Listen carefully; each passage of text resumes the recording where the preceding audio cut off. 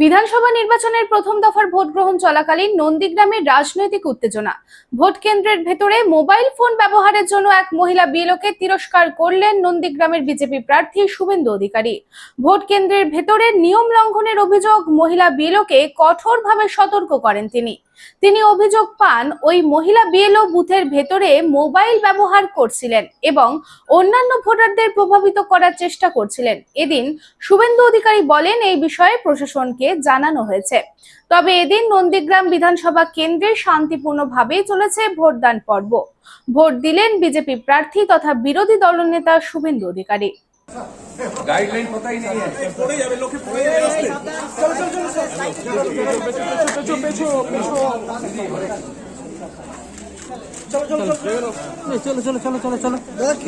বলে এসছি বিএলও এখানে ইনফ্লুয়েন্স করছে ইন ফেভার অফ টিএমসি। আমার পরিচিত উনি। আরে ভাই কেন ইনফ্লুয়েন্স করছিলেন? আমি ওনাকে ভদ্রভাবে বলে এলাম যে অভিযোগ যেন না করতে। আরে যা করছে কিছু আছে তো চটি চাটি। হিন্দু ভোটারদের বলে গেছিল ভোট দিতে, আমি হিন্দুদের সংখ্যা কম, 21-এ আমাকে ঢুকতে দেয়নি, 23-এ পঞ্চায়েত ভোট করতে দেয়নি, 24-এও 175 জন মাত্র হিন্দু মুসলিম ভোট সবকে হাত গায়ে শপথ করিয়ে বলেছিল ভোট দিতে। আমি বলেছিলাম আপনারা ভোট দিতে আসবেন, আমি দেখবো। এরা সবাই বেরিয়ে এসছে, 175 জনই ভোট দিচ্ছে। হিন্দুস্থানে থেকে হিন্দুদের ভোট দিতে আটকাবে, এই জিনিস তো হবে না। কি করে টাইট করা দরকার, আজকে টাইট করে দিচ্ছে।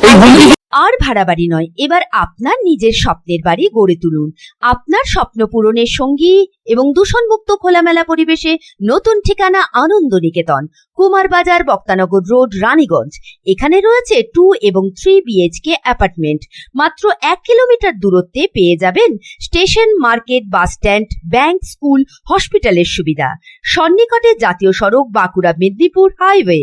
থাকছে ব্যাংকিং লোনের সুবিধা। তাই দেরি না করে আজই যোগাযোগ করুন 9933704001, 9333107047।